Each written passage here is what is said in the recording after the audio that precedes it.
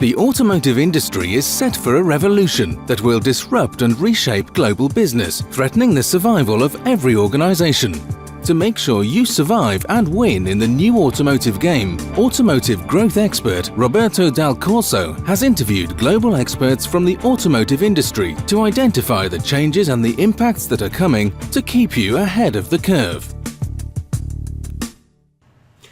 Good morning and welcome to the leading disruptive automotive trends from around the world. Today we have a very special guest in Wayne Yao, all the way from Shanghai in China. Wayne, good afternoon and thank you for joining us. Good afternoon, Roberto. It's my pleasure to share my views and join your virtual summits of the industry. Thank you and welcome. And just to kickstart things off and get things up and get them going, Wayne, we met earlier this year, and you've got so much knowledge to offer, so much knowledge to give. But before we get into that, how did you get into doing what you do and in the automotive industry today? Could you tell us about that? Yes, my pleasure. Thank you so much for very nice words. Yeah, it's my passion to make the presentation in Germany about the NEV development and its impact on the aftermarket. So for me, I get involved into the aftermarket and the remanufacturing almost 8 years ago when the China's government released a new pilot program of the remanufacturing in China. So as we all know, remanufacturing is a part of the aftermarket. So initially, our team, including me, mainly focusing on the remanufacturing policy regulations and its impact on the aftermarket, and how will the product portfolios be upgraded with the Reman, and also how the Reman could be used within the warranty and saving the cost, something. Okay, so when time goes on, our business scope has been extended to the whole aftermarket industry. So the sectors, including the OES channels and independent aftermarket channels, mainly focus on the China and as well as something from the ASEAN, the East Asia. Yeah.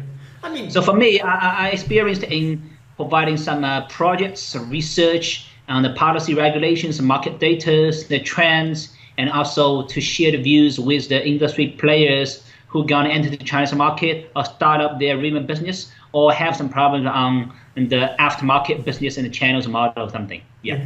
So if you said a lot there. So if I can just sum it up a little bit. You are an aftermarket automotive expert focusing on remanufacturing.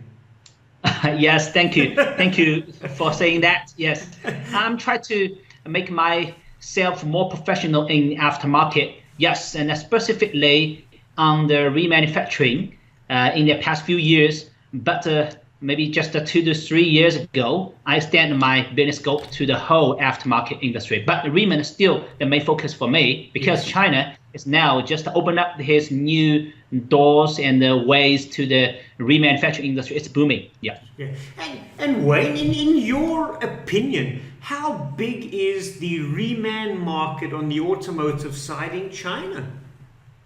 Okay, honestly speaking, the size so far is not that big because we know previously there is a big issues to the industry. Previously, in the Chinese government regulations, they said the Reman products is not encouraged to be used within the warranty. Mm-hmm. During that limitation, the less OEMs has launched their Reman program in the aftermarket. But the good news is, late last year and from the beginning of this year, the limitation of the rules has been released. Okay, there's no more such limitation on the Reman industry. So the size of this industry is now just speed up and accelerated very fastly, I think. So far, maybe it's just account for the 1% or less than 1% of the total aftermarket parts in China, but I think that's the number of the growing will be increased very sharply. Yeah. So more and more the OEMs has started their Reman business, and like the OE suppliers, the tier one like the Valion, ZF, they all have set up their own Riemann sectors to serve the OEMs in the OES channel. Okay, okay. So, in China, Riemann is fairly new, mainly driven because of in the past some implications legally and, not being allowed to be seen as part of the warranty. Now that is changing. And as you say, it's accelerating very fast and it's growing.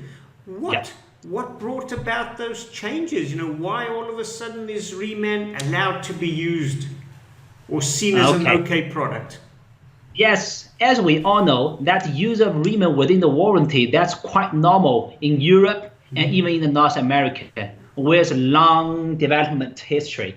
But in China, because of or due to some misunderstanding of the Riemann products, the conflicts between the different ministries in China, they don't have the common opinion or the ideas. So previously, they do set the restrictions.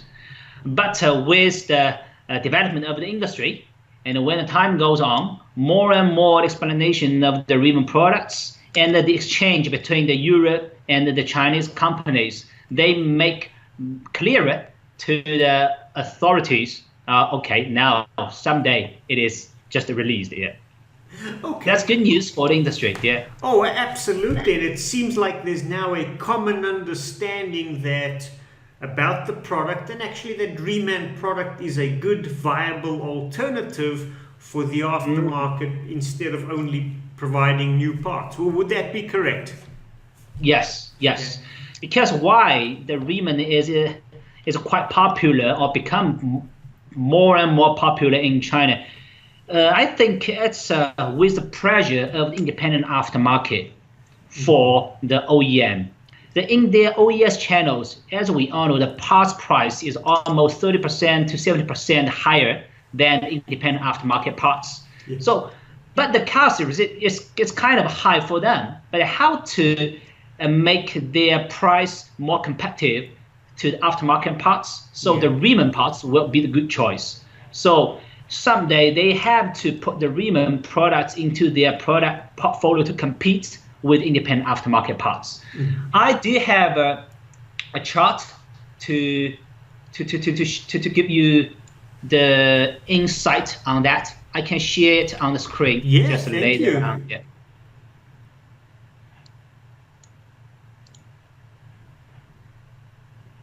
Okay, let's share the screen with you.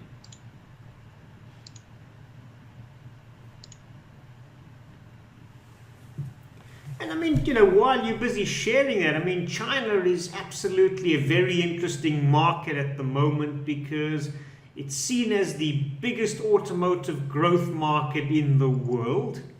Yeah. And it's changing moment by moment, but at the same time, it's also one of the newest markets in terms of, when you look at the average vehicle population and age-wise.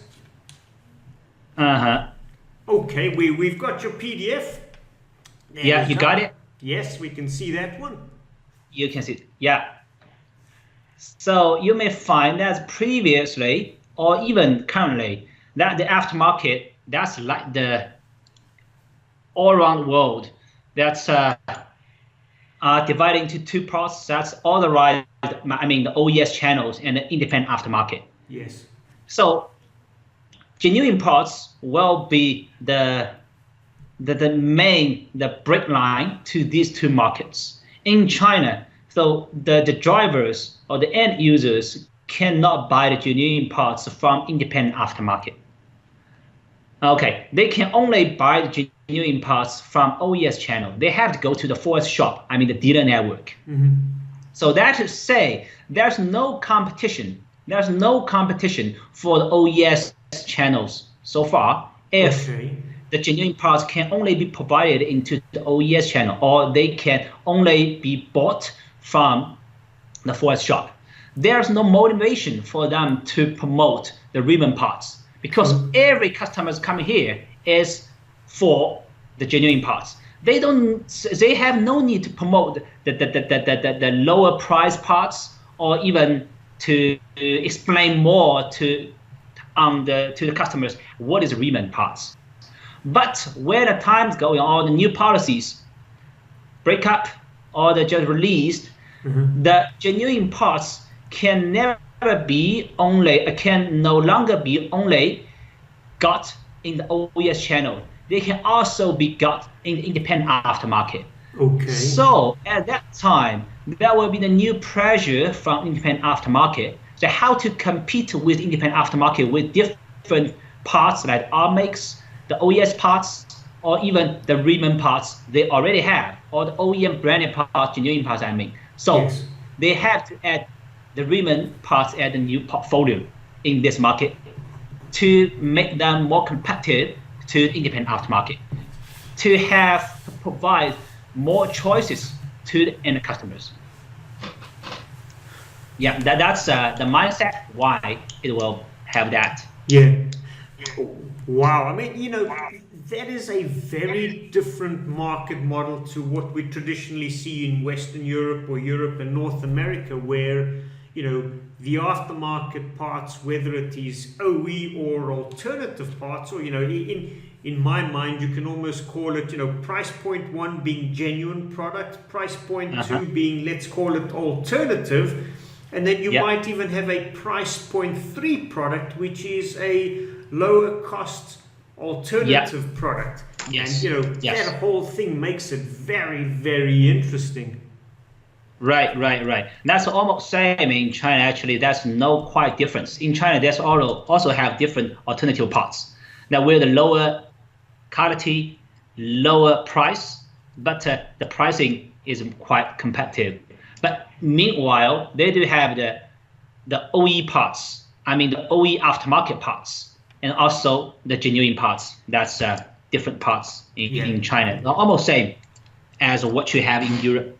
No, Wayne, that is very interesting to see the way the market is developing and changing. I mean, I was not aware of the situation in China. And to me, when I look at it, and I see so many Chinese manufacturing companies coming across into Europe and into North America and selling alternative product, but I never realized that they did not have a very strong home market or home base because of what you've just described. Sorry, maybe I made it misunderstood. That's these alternative parts providers, they do have the very strong dominance in the local market. That's also the same, yeah. Okay. Sorry, that was my misunderstanding. So it's just the OE parts were only available through the big four, the 4 S's. Yes, the 4S shops. Yes. The genuine parts will only be available in the 4S shop. I mean the OES channels. No, that is certainly something slightly different. That's interesting to see. And Wayne, I mean, when you take a look at the bigger picture, and I know the reman is certainly one segment of it, what are some of the mega trends that you see impacting the aftermarket? Okay, so for me, I think the mega trends, one is the policy and the regulations. Of course, we can never forget the political issues. Now, in China, the Chinese government attitude is try to open up the whole aftermarket and ask the OEM to release the more informations to the independent aftermarket. And there is the antitrust law to prevent the OEM to sign any monopoly agreement or limitation or prevention agreement between or with their dealers. And they have to open up the purchasing or procurement, the right to their dealers. They can purchase or they can buy the different parts from different channels instead of only from OEM. And in that situation, we may find the different policy regulations have been released, like the aftermarket regulations, that they will encourage the independent aftermarket players coming in, and also to force the OEM aftermarket business model to open up. Okay. Yeah, that's one of the trends. Yeah. And from the political side, the policy regulations. Another will be the new energy vehicle. As we all know, China is now the biggest energy vehicle companies, the countries in the world. So now, to the end of last year, the total car park of a new energy vehicle is about 1.85, 1.53 million. Wow. Yeah, yeah, it's quite big. It's quite big. Almost account for 1/5 around the total car park of the world. So that will be the trend. That will be the trend, because the new energy vehicle, especially the BEV, the beverage electricity vehicle, the powertrain have been upgraded. Yes. And previously, the maintenance parts, mechanical parts, account for 70% of the total aftermarket part sales. Now, it will be replaced. The battery will become the first one. Okay. Previously, some oil companies or even the parts companies, they franchise their network in the independent aftermarket. But maybe in the near future, that the battery company could be the one take their place. Yes. Yeah. Okay. Another trend for this is that because of the high technology requirement of the BEV, I mean the battery electricity vehicle. So the independent aftermarket workshops so far is very difficult to handle the maintenance or the repairing of this kind of the new energy vehicles. So the customers, the end customers will prefer their car to be maintained or they're repaired in the Ford shop, I mean the dealer network. Yes. But this is quite different so far, because last year, every year actually, we're doing some market investigation through the end customers. What do you prefer to have your car repaired and maintained? So interesting is, so far, in the traditional internal combustion vehicle population, 70% of the interviewees will prefer go to the independent aftermarket. Only 30% will still willing to retain in the Ford shop chain because of the price, because of the growing of the vehicle age. That's another mega trend I think will have the big impact on that. So another thing will be the remanufacturing in China, I think. The reman parts, with the invention of the reman parts, that's the OEM will have more choice to the independent aftermarket parts.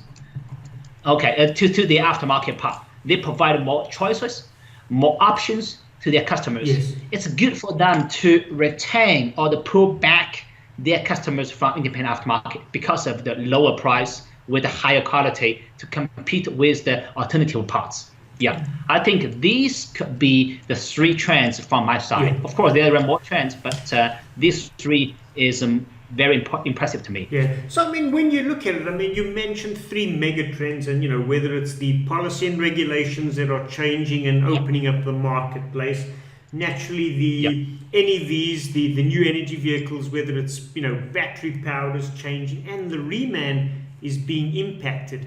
When you take a look at all of that, and part of that you mentioned right at the end was the OEMs expanding their activities in the independent aftermarket. By providing additional products and additional services, trying to get those customers back. But that also has some impacts for the independent aftermarket players that are there today, because the OEMs are getting stronger, so they're going to be threatened, and it could potentially drive down revenues, drive down profits for the independent aftermarket suppliers. Correct. That's absolutely right. Yes, Chinese OEM or the joint venture OEM in China, they've already started to establish their own independent aftermarket network. I will show you a data. So just a minute. Yeah. You have to see that? That's all the local OEM or joint venture who have started their independent aftermarket network. Oh, wow. Yeah, that's the business name, like the SAIC, the Shanghai Automotive Industry Company. Yes. They have their own independent aftermarket company called the Chexiang. Chexiang is a group. They do have distributors called the Chexiang Parts, and also the network called the Chexiang Pay. Yes. Yeah, that's the stores. Yeah, that's already 1,500. That's countrywide. Yes. You see Ford, the Beijing Automotive Industry Company, Dongfeng, Nissan, and also the Sichuan PSA. They already have it in China. That's absolutely right. And more OEM has started their independent aftermarket business. Yes, and coming in independent aftermarket. And I mean, how do you see aftermarket companies surviving? I mean, you've got the big OEMs expanding. I mean, you look at the number of stores they have. How do you compete? How do you survive against them? Okay, good question. Good questions. So just late last month, we have a China aftermarket week. That's the forums in China. So we invite different stakeholders of the aftermarket coming in. They are from OEMs. They are from the independent aftermarket, the chain store owners, from parts, from distributors, from the maintenance shops. So we have the very strong discussion between different stakeholders. These questions always be asked at our forum. Yeah, how do you survive with the pressure from OEM coming in the independent aftermarket? So their answer is the consolidation to establish the brand, the chain brand. The individual or independent aftermarket workshop can never be survived. Yeah, they have to consolidate together and to compete with the big giant like OEM coming in. Yeah. They can be franchised by the OE, or they just combine together through the merger acquisition, become a big brand like the one of the famous aftermarket stakeholders in the independent aftermarket called Huasen. They used to be the maintenance chain store focusing on the BBA brand. Okay. The BMW, Mercedes-Benz, and Audi, yeah, they all luxury brand or the premium brand in China. Now, previously, not very long time ago, they have merged in the China #2 part distributor. We call it G-Parts. That's the consolidation or the integration of the stakeholders will be the one way to compete with the big giant like OEM. Okay. Another way I think for them is also the opportunities. When OEMs would like to expand their independent aftermarket network, they will choose to authorize some independent workshops to be their authorized workshop or the authorized garage to sharply increase the number of their network. No, that will be another options for them. Okay. So, I mean, from the way I understand that if you're an independent, in order to survive in China, you either need to consolidate or you need to position yourself so that you become an authorized network workshop for one of the big manufacturers or the big OEMs. And do the workshops and independents actually realize that they need to change in order to survive, or is this still something very new for them today? Yeah, exactly. So I think most of the independent aftermarket garage are aware of these problems. Okay. So lots of consolidations already have, but unfortunately, I don't have such data on hand. But if you need, I can share you later on. A lot of merger acquisitions and consolidations happen every day in China, and also another things in China like the e-commerce. I forget to mention that. E-commerce is another mega trend for the independent aftermarket. They also played a very important role in this sector because of the capital, the money they have, also the customer base they have, and also the logistics and the storage they're already equipped with. Okay, and that's their brand, like the Ali, Jingdong, they already started their independent aftermarket business. Oh wow! So I mean, you've given us so much information there that at the moment, yes, the independent aftermarket understands that they need to change in order to survive, and Correct. They need to change now. It's already happening. It's already starting. So what's going to happen to companies that don't change? That don't think about doing these things? What's going to happen to them? Okay, so obviously, if companies don't have any change, they will be eliminated. Okay. By the market. Wow. So the competition is fierce in the independent aftermarket, especially on the garage sector. It's quite fierce. So every day, the new companies, the new workshops coming in, and every day the workshops or the garage dies. How prepared are you to navigate the disruptive trends that are set to hit your business? Will you survive and win in the coming years? To understand your level of risk exposure and to help you avoid becoming a statistic of failure, take the free risk assessment here, www.dalcorsogroup.com, which will identify the gaps and how to navigate the risks. By taking the risk assessment, you get a chance to win a free 30-minute strategy session with automotive growth expert Roberto Dal Corso. Roberto can help you identify an amount equivalent to 7% of your total annual sales that you are leaving on the table each year. To survive and win, take action now and visit www.dalcorsogroup.com. Yeah. Wow, so this is really serious. Either your future survival is on the line today. If you do nothing, you will not be around to see the future. Yes. Wow. Yes. No, that's it. And I mean, that's something that a lot of our other people that we've had on the summit have said exactly the same things. You know, the trends are there, the change is there. If you don't change, you won't survive.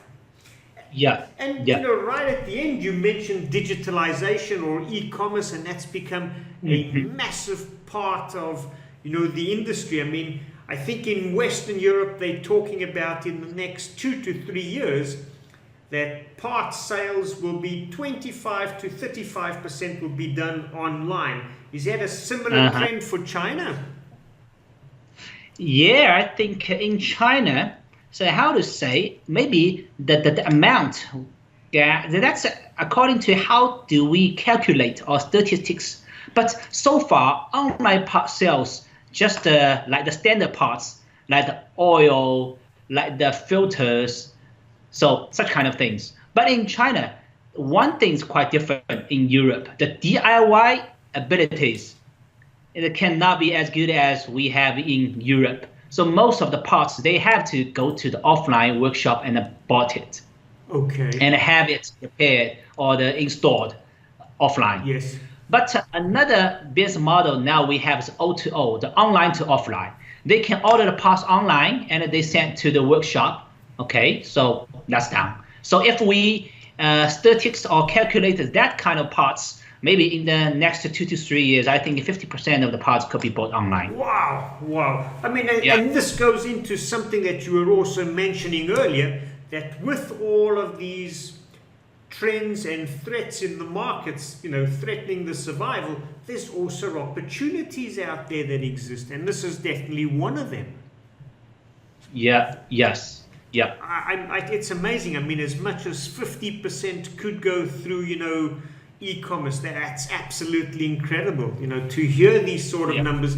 And I mean, when you tie all of that in, you know, when these trends that are taking place, changing the marketplace, digitalization, e-commerce, new battery-powered vehicles and electric vehicles coming in, what is that going to mean for the reman market? Just to tie back to where we initially had started. Okay, so you mean these 3 different mega trends, or like the new energy vehicle, what will mean to the remanufacturing? Yeah. Is that right? Yes. Okay, I think for the reman parts, for the reman sectors, will be another new opportunity for them. Beverage, that's the main things could be remanufactured.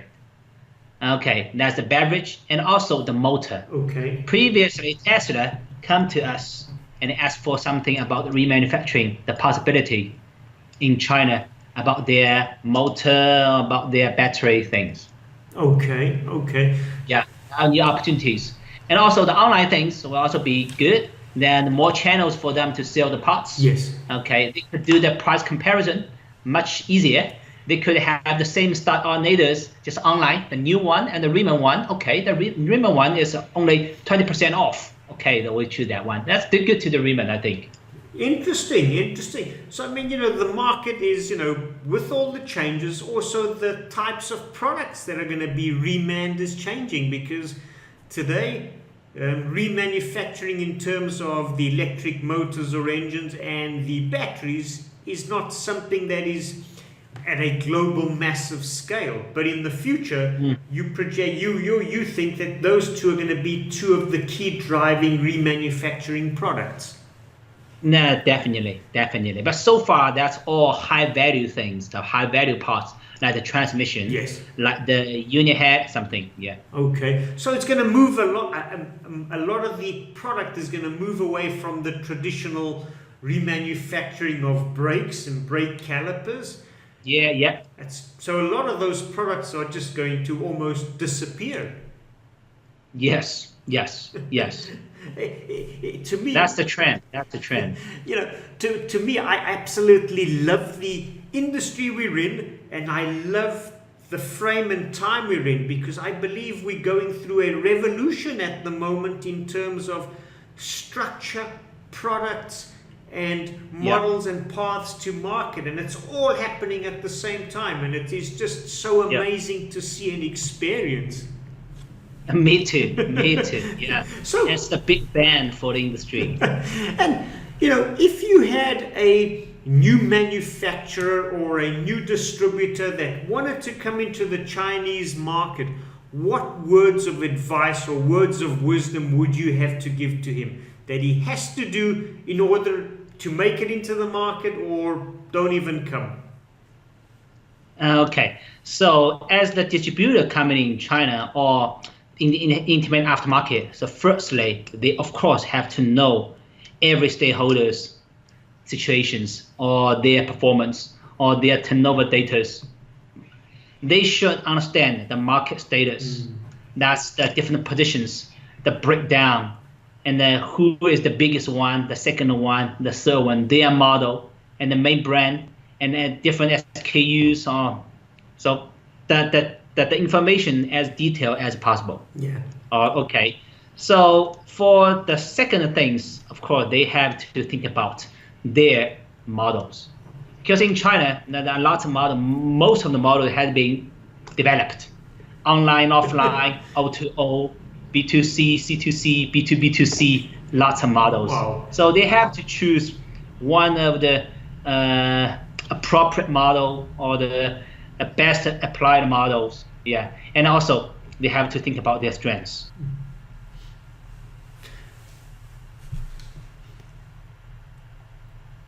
Oh, and I think I've just lost you there. Thing is, they have to think about. You're just coming back. That's okay. We'll take. We finished. You kind of finished up there, and then you hung up for a second, but you seem to be back, so that's okay. Yeah. So Yeah, sure. So Wayne, Okay. two of the key critical things that you mentioned are, one is, if a company's coming in, you've got to understand the market, do the market research, do the market analysis, understand the market structure and competitors. And number two, look at your strengths and pick a model or channel or path to market. So you need to have clarity in what you want to do. Is there anything else that they would need to do to be successful and survive and win? Okay, and another thing I think is the cooperation. So if they like to come in and choose one of the good candidate to cooperate, to have the joint venture or to merge one of the successful local players, like the European, the aftermarket brand of PSA, they come in China through merging a local distributor. Yeah. Oh, wow. Yeah. I just want to take a second there and, just to re-emphasize to everyone who's going to be watching this, in the coming days, coming months, coming weeks, if you're going to China, as Wayne says, and Wayne's the expert for that market and that region of the world, do your analysis, understand the competitors, understand the market, be clear on your path to market, and if you really want to have an impact, you've got to partner up with one of the key existing partners that already have a sales distribution footprint in the region. Then you will survive and be successful. Yeah, I agree. Yes. Yeah. No, that correct. is, to me, is absolutely fantastic. excellent information for the people out there. And Wayne, I mean, I love this topic, and we can talk all day about this. And I'm conscious of your time, so just to change gears a little bit and move away from the automotive side, you know, what is your passions? What are your interests outside of the automotive industry? Okay, for me, actually, I'm finance background. Yeah, Okay. I'm not mechanical background. I'm finance background, so that's why I'm mainly focused on commercial side and the capital side. Yeah, for me, besides the automotive industry, I'm interested in the financing, interested in the leasing, equipment leasing. That's also kind of the relationship with automotive or the equipment industry. That's also another area I focus on. Okay, so you come from a financial background, and that's why you focus on the commercial and not the technical. You love looking at new opportunities of leasing, which again, you know, when you look at it, I mean, from some of our other people we've had on the summit, they've spoken about the new intermediaries coming into the marketplace, the likes of the insurance companies, the likes of the leasing companies, and they seem to also be disrupting the market as well as changing the rules of engagement. Do you see those sort of things also happening in China today? Yes, exactly. For leasing companies and also the insurance company, vehicle, especially the vehicle insurance companies, they have become more and more important in the aftermarket. They are the payer, you see. They pay, the price to buy the parts, the collision parts or that's the parts. Yes. So they are changing their models and try to get involved in the industry chain much deeper. Yeah. And they invest in the upstream, like the parts, have some cooperation with them to propose some certified parts by the insurance company. And also they have invested in something in the distribution, in the distributors. And also they have their own aftermarket service network. Yes. Everything they are doing is try to save their costs and then make profit through the commercial, through the vehicle insurance products. Yeah. I mean, that is so interesting that you mentioned that, because I was talking to a friend of mine who, he's in one of the big Swiss-based, Zurich-based insurance companies. And, you know, he was busy saying that one of their threats going forward with these mega trends is autonomous driving. Because if autonomous driving happens, there should theoretically be less accidents. If there's less accidents, they foresee less revenues coming out of it. So they need to find new revenue streams for the future. Correct. Yes, that's autonomous vehicles and the telematics, the intelligent connected vehicles are another two hot topics for the auto industry. Everyone, every day is talking about that. That's also obviously related to the aftermarket. Yeah. I mean, you know, Wade, it's been so good talking to you, and you know, I've loved the discussion because you've given us so much information.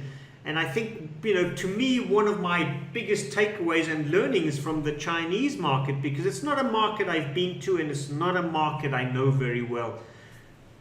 From my understanding, the market is rapidly expanding, rapidly changing for many reasons. But the key one is, if companies don't embrace and go with the change, you will not survive in the future. To me, that's one of my biggest takeaways. Yeah, exactly. I do agree with you. Coming in China, there with opportunities, but also with challenges. Yes. But you can come with your own models and just see very clearly of what's going to happen or what already happened in China. But you have to meet the challenge. No matter you are the OEMs, you are the part suppliers, or you are distributors. Yeah. No, that is very true. And Wayne, will we be seeing you in Europe this year at Automechanica in Frankfurt? I'm afraid for this year, maybe not. Yeah. So because the time is quite pushing, but in Shanghai Automechanica, I will definitely be there. Okay. Well, I hope to make it to Shanghai to come and visit you there. You know, in the Welcome. In the meantime, I can only say thank you so much for joining us on the summit. Thank you so much for all your valuable insight and information you have provided and given everybody. No problem. It's my great pleasure. I really enjoyed discussion with you. So I really hope that my views and my insight could provide some helpful meanings to the industry. No, I'm sure they will, and people will appreciate it. So Wayne, thank you so much, and I wish you a fantastic rest of the afternoon and evening. Thank you. You too. Have a nice day. You too. Thanks. Bye, Wayne. Thank you. Bye. I hope that you have enjoyed and found value in watching this interview.